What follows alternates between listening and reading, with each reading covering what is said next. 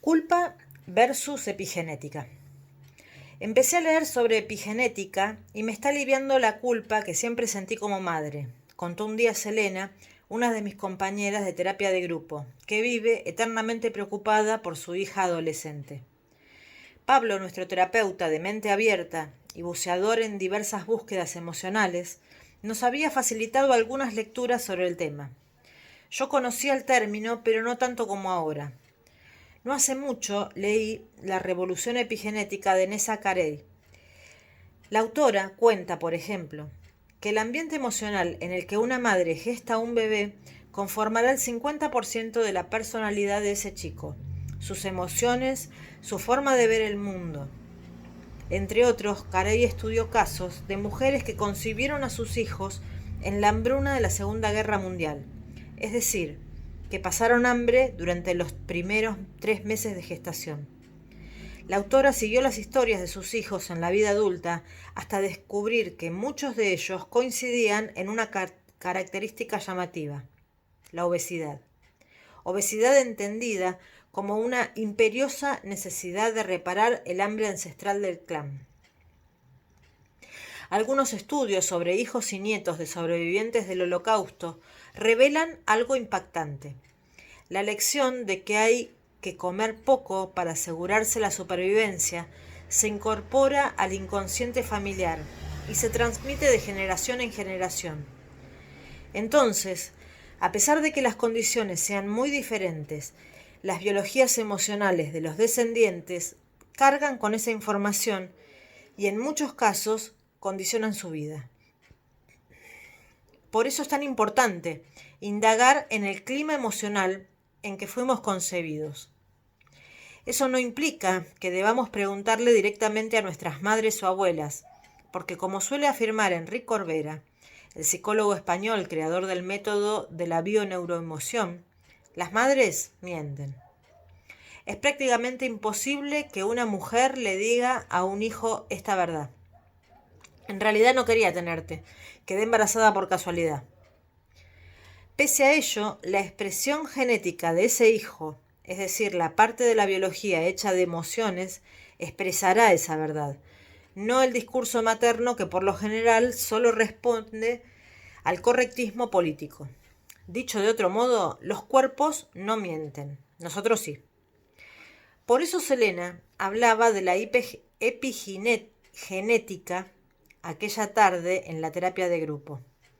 Su hija Marina, de 16 años, estaba en plena etapa de rebeldía y había empezado a hacer dietas estrictas. Selena tenía miedo de que se volviera anoréxica. Además, le había expulsado de 2 colegios. Claramente, el estudio no le interesaba, pero le gustaba mucho la literatura y había ganado 2 concursos muy importantes con sus cuentos. Su madre veía peligros por doquier, en aquellos avatares que solo activaban sus miedos. Si pudiéramos vivir la vida en lugar de controlarla, dijo Pablo, el terapeuta, casi susurrando. Me siento muy culpable con la adolescencia de Marina y pienso que todo se debe a que yo hice algo mal. Yo viajaba mucho cuando ella tenía 2 o 3 años.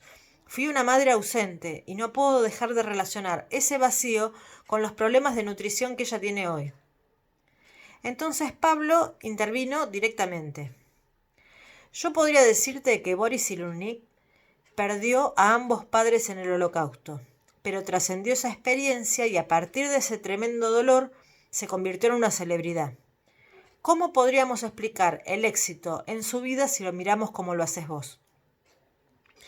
El psiquiatra francés al que se refería Pablo fue el impulsor de la palabra resiliencia, la capacidad de transformarnos a partir de la adversidad.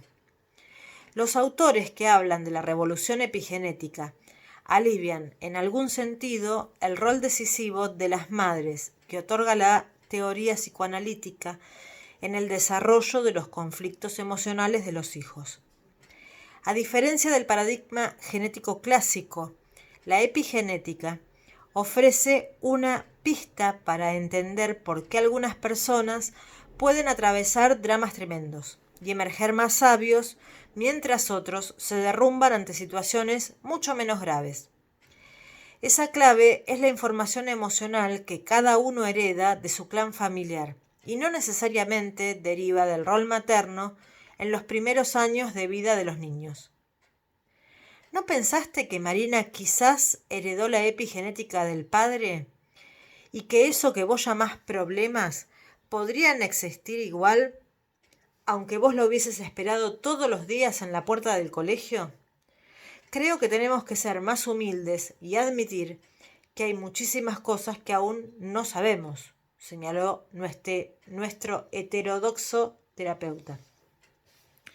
Enrique Corbera, otro cultor de la epigenética, suele contar una historia que ilustra cómo es la transmisión invisible de datos familiares. Una vez lo consultó una mujer de 25 años a la que de la nada le había salido un queloide en medio del pecho. Ningún médico le encontraba explicación clínica, pero buceando en el árbol familiar surgió algo inesperado. La hermana de su madre, Belinda, había sido asesinada a los 25 años de una cuchillada en el pecho durante un asalto. Otro de sus hermanos, Antonio, tío paterno de la paciente de Corbera, se derrumbó y entró en estado de shock durante 3 días. El hombre además no podía tener hijos a raíz de un accidente que había padecido en su juventud. Pero pasó la vida y 2 años después de aquella tragedia familiar, el papá de la mujer del queloide anunció que sería padre y le ofreció a su hermano Antonio que fuera el padrino. La nena nació el mismo día que había muerto su tía Belinda. En el inconsciente de Antonio, su sobrina era más que la hija de su hermano y depositó en ella un cúmulo de emociones guardadas durante años. 25 años después, a la edad que su tía tenía cuando falleció, a la mujer de esta historia le apareció la cicatriz en el mismo lugar donde Belinda había sido herida de muerte. Las historias de vida tienen esa magia. Son mucho más didácticas que aquellas teorías que tomamos como verdades reveladas. Porque como decía Pablo, hay tantas cosas de la vida que aún no sabemos. Tener un árbol genealógico y no estudiarlo es como tener un mapa del tesoro y no ir por él. Alejandro Jodorowsky.